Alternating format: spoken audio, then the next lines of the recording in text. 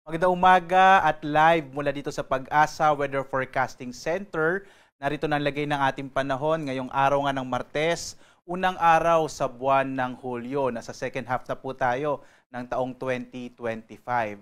As of 4:30 AM ay naglabas nga rin po tayo ng thunderstorm advisories mula sa ating iba't ibang mga regional services division ng Pag-asa. Meron po dito sa may Bataan at Zambales, gayon din dito sa may area ng Palawan. Nag-issue po tayo ng thunderstorm advisory. Ibig sabihin, posibleng makaranas pa rin ng mga thunderstorm o mga pagkilat-pagkulog sa may bahaging ito ng ating bansa na maaaring magtagal ng 1 hanggang 2 oras. Kapag pumunta po tayo dito sa panahon.gov.ph at kinilik po natin itong area na to, makikita natin yung mas detalyadong update dito sa ating mga thunderstorm advisory gaya ng kung anong oras po natin to in-issue as of 3:45 AM na maaaring magtagal hanggang 5:45 AM yung ating inaasahang mga pagkilat-pagulog sa may bahagi ng Bataan at Zambales. Kaya inanyayahan ko po kayo na bisitahin itong panahon.gov.ph kung saan makikita nga rin natin ang ating mga thunderstorm advisories, rainfall information at iba pang update sa ating lagay ng panahon.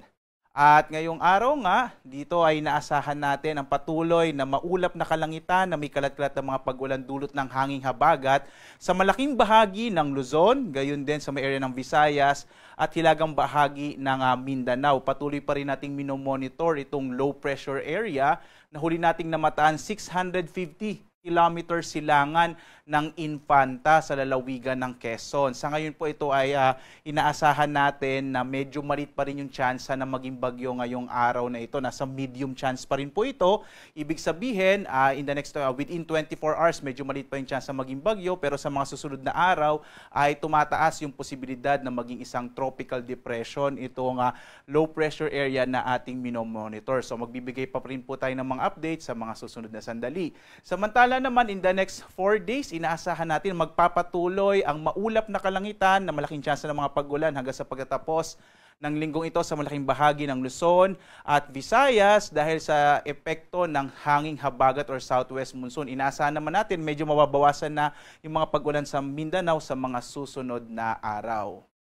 Ngayong araw nga dito sa bahagi ng Luzon, inaasahan natin ang malaking tsansa ng maulap na kalangitan na may mga pag-ulan, partikular na sa may bahagi ng Central Luzon, kasama din dyan yung area ng Calabarzon, Mimaropa, Bicol Region at gayon din ito nga Metro Manila. Asahan natin malaking tsansa ng pag-ulan sa araw na ito, dulot ng hanging habagat habang yung trough o kaulapan na dala ng low pressure area ay magdadala naman ng maulap na kalangitan na malaking tsansa din po ng mga pag-ulan sa may bahagi ng Isabela, Quirino, kasama din yung Quezon at Aurora at ilang bahagi ng Bicol Region. Ang lalabing bahagi naman ng Luzon makararanas ng mas maliit na tsansa ng mga pag-ulan pero posible pa rin yung mga thunderstorms sa hapon hanggang sa gabi. Asahan din yung medyo maalinsangan at mainit na tanghali.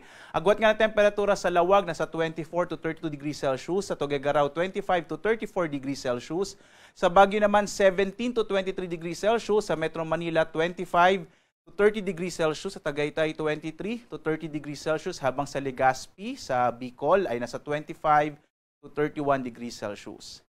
Sa bahagi naman ng Palawan, Visayas at Mindanao, inaasahan din natin ang maulap na kalangitan na malaking tsansa ng mga pag-ulan sa Palawan dulot ng southwest monsoon. Ang Calayan Islands ay may temperaturang 25 to 32 degrees Celsius, sa Puerto Princesa 25 to 32 degrees Celsius. Ang malaking bahagi din ng Kabisayaan ay makararanas na malaking tsansa ng mga pag-ulan na dulot ng southwest monsoon o habagat. Agwat ang temperatura sa Iloilo hanggang 30 degrees Celsius, sa Cebu naman 26 to 31 degrees Celsius at gayon sa Tacloban nasa 26 to 31 degrees Celsius. Sa bahagi naman ng Mindanao, yung hilagang bahagi ng Mindanao, ito po yung area ng Zamboanga Peninsula, Northern Mindanao at Caraga ay makararanas din ng maulap na kalangitan na may malaking tsansa ng mga pag-ulan na dulot ng southwest monsoon o habagat, habang ang nalalabing bahagi ng Mindanao ay posibleng makaranas ng mas maliit na tsansa ng mga pag-ulan pero merong mga localized thunderstorms pa rin at epekto din ng southwest monsoon o habagat. Yung agwat ng temperatura sa Zamboanga 25 to 32 degrees Celsius, sa Cagayan de Oro 24 to 31 degrees Celsius, habang sa Davao 24 to 32 degrees Celsius.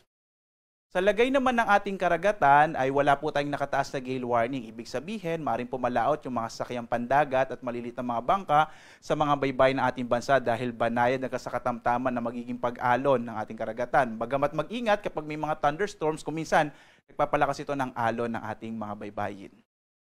Samantala, dahil unang araw po sa buwan ng Hulyo, ito po yung ating inaasahan na usual na track o direksyon ng mga bagyo natin na nabubuo kapag buwan ng Hulyo. Maaari itong tumawid dito sa may bahagi ng Luzon o mag-recurve at pumunta dito sa may area, sa may northeastern part ng ating bansa. Kaya yung binabantay nating low pressure area, posibleng ito po yung maging track o direksyon ng bagyo. Maaari po itong tumawid sa Luzon or dahil medyo malapit na siya sa may area ng eastern section ng Luzon, posible naman itong mag-recurve. So magbibigay pa rin po tayo ng update sa mga susunod na araw. At ito nga po buwan ng Hulyo, 2 hanggang 3 bagyo ang inaasahan nating maaring mabuo o papasok ng Philippine Area of Responsibility. Alam po ninyo, kapag buwan ng Hulyo, ito po yung isa sa mga buwan na may pinakamaraming nabubuong bagyo sa loob po ng isang taon. Normally po, yung average natin na bagyo na nabubuo o pumapasok sa panahon or sa buwan ng Hulyo ay hanggang mga around 3 po. Yun po yung average natin, 3 bagyo.